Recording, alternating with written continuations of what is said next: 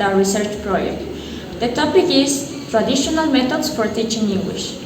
The general objective is to analyze the principles, characteristics, advantages, and disadvantages of the traditional methods of language teaching with focus on English language, grammar translation method, direct method, audiolingual method, and total physical response with literature review. The specific objectives are to investigate the four traditional methods from their pedagogical principles, characteristics, advantages, and disadvantages. The next one is to describe the limitations of four methods and their impact on modern language teaching methodologies. And the last one is to compare information based on the literature review of the traditional methods by means of a comparative table. Now I'm going to talk about the introduction. The first point is evolution of language teaching. Language teaching has adopted different approach and methodologies throughout history. In this case, we have three examples. Historical evolution, where language teaching has adopted various approaches and methodologies throughout the history. The next is traditional methods, where the traditional methods have played a key role on shaping the linguistic training of the narration, emphasizing structure, grammar instruction, and pronunciation exercise. And the last one, we have modern approach. Over time, the focus has shifted toward more interactive, communicative, and technology-enhanced teaching strategies to meet contemporary learning needs. The next point is analyze method. In the research, we have to analyze grammar translation method, direct method, audiolingual method, and total physical response. The 3 point is research objective. In the research, we have to examine the principles of each model, each method, analyze the advantage, disadvantage, and identify the resource required for the implementation. And the last point, we have student contribution, where we have created a comparative table to facilitate the selection of teaching strategies. The first traditional method is grammar translation method. Grammar translation method is a traditional way of teaching a foreign language by studying its grammar rules and translating syntax. It is also known as the classical method. The main characteristic of this method is that it originates in the early 19th century. It was used at first to teach Latin and ancient Greek, and later extended to the modern language. The next characteristic is translation-based learning. Focus on the translating text between the target language and the native language, emphasizing grammatical comparison. The next is grammar and vocabulary. Prioritize explicit grammar, instruction, and vocabulary memorization without contextual usage. The next is reading and writing focus. It emphasizes reading comprehension and writing over listening and speaking skills. The next is deductive approach. Grammar rules are taught first, followed by exercise in translation and sentence construction. The next, teaching centered. The teacher plays an authoritative role while the students passively follow instruction. The next is accuracy over fluency, where precision in grammar and translation is prioritized over natural communication skills. And the last one, we have used the native language. The primary language of instruction is the student's native language, aiding comprehension by imitation. Now, we have advantage and disadvantage. As advantage, we have provides a strong foundation in grammar and vocabulary. Also, grammar translation method improves reading comprehension and writing skills.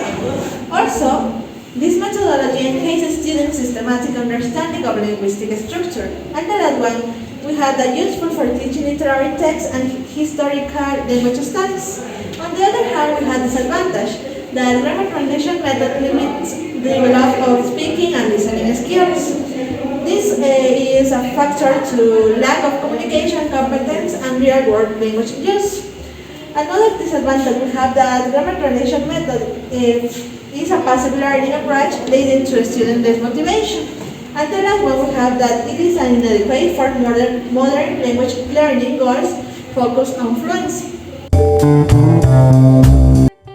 I'm going to talk about the direct method. What is the direct method? The direct method is a language teaching approach that emphasizes oral communication and inductive learning without translation into the native language.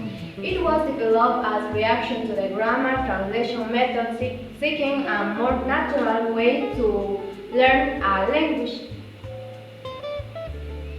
Yeah. Here we have the main features about the direct method. The first is inclusive use of the target language in the classroom. Another one emphasizes oral communication and pronunciation. And another one is implicit grammar learning through examples. Another one is use of question answer to reinforce learning, and the last one is visual material and concrete object to illustrate the meaning. Yeah. Here we have how to apply in the classroom. The first one is warm up. The class begins with an activity that helps immersion in active previous knowledge. Another one is the introduction of vocabulary or expression, that is, new words or expressions are introduced in a realistic context using flashcards. Another one is inductive grammar teaching, that is, instead of explicitly explaining rules, learning discover them through language use.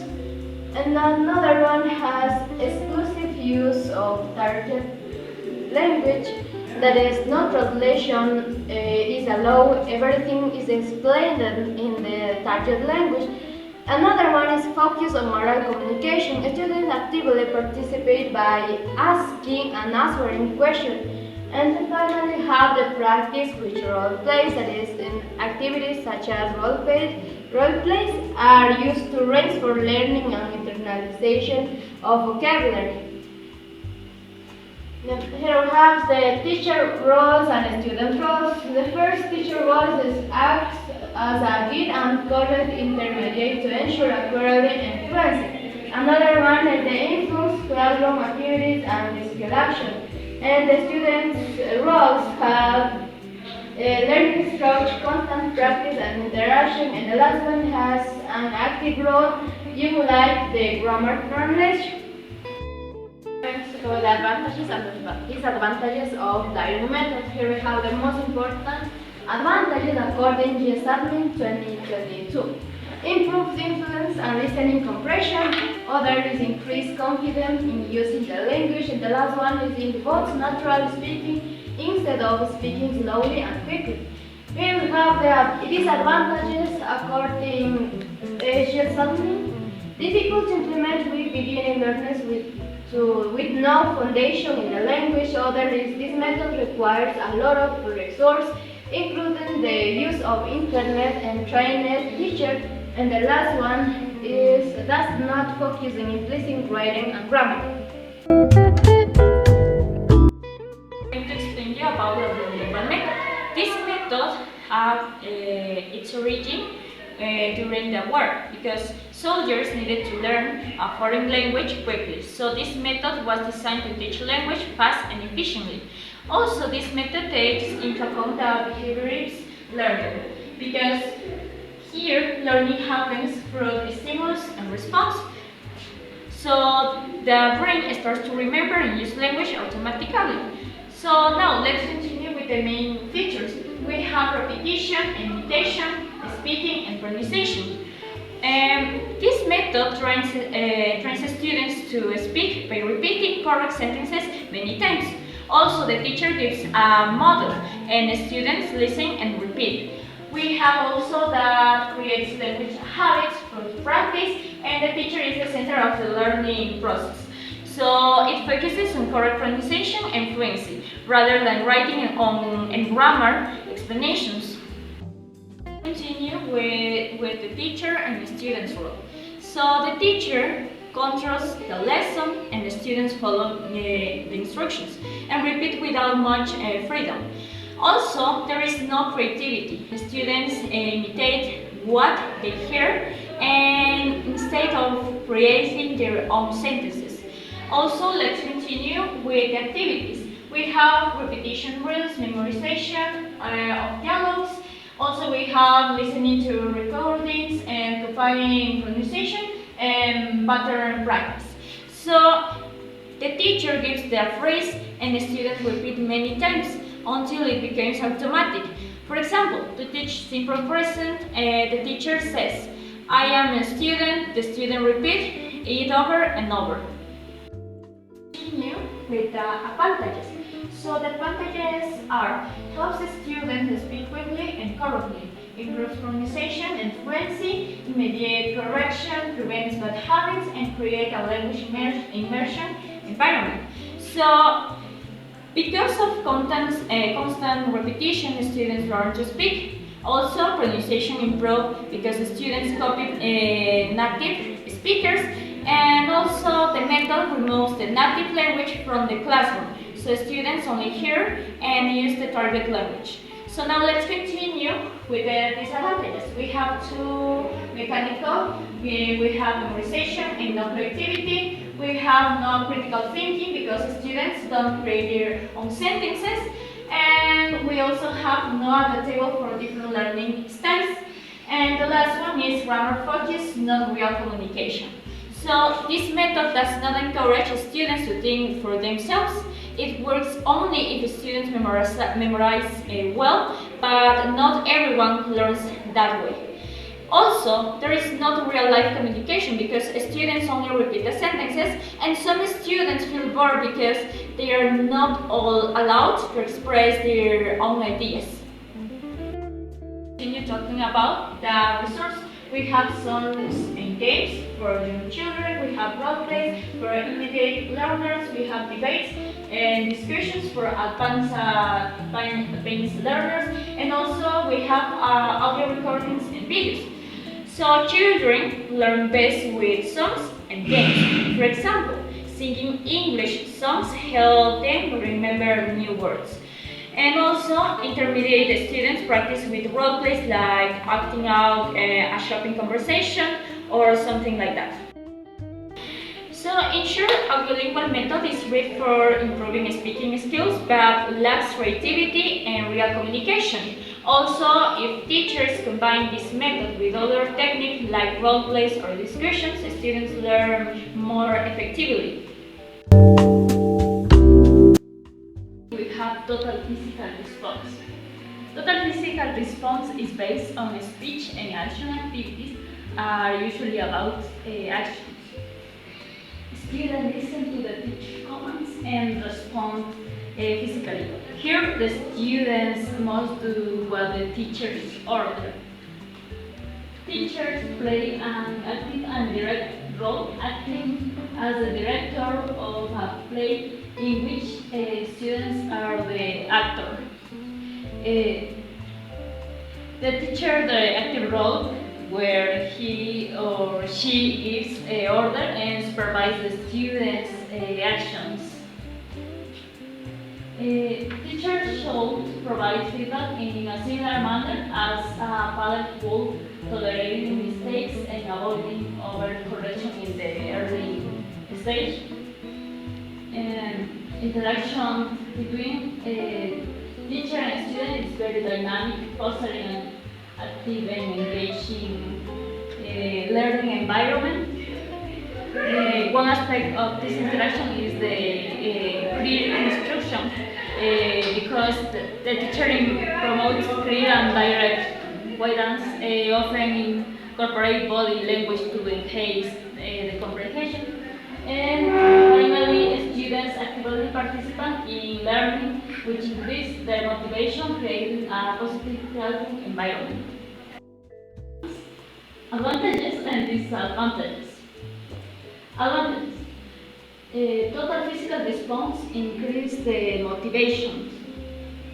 It also reduces the anxiety, create engaging environment by incorporating movements and action, keeping students interested actively in the learning process. TPR helps to reinforce the students' self-esteem. Students to respond physical instinct to verbal at the initial stage. The method minimizes the pressure and creates a more relaxed learning environment. It's adaptable to different learning styles. And finally, TPR aligns with modern language teaching curriculum. These alliances make TPR a valuable tool for teaching English to young learners, offering an effective and enjoyable learning experience.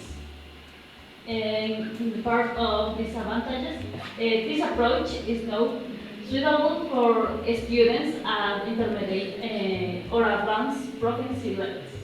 And finally, TPR focuses on auditory comprehension and physical response, neurolatency, and development of other skills.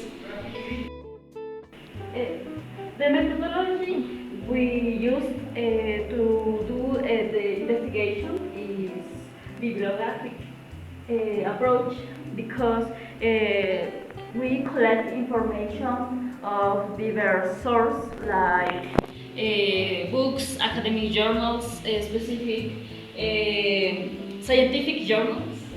And the physical research is a systematic process of data collection, analysis, interpretation of specific topics. And the objective of this type of research is build a solid foundation in the theoretical framework that can contribute to future research.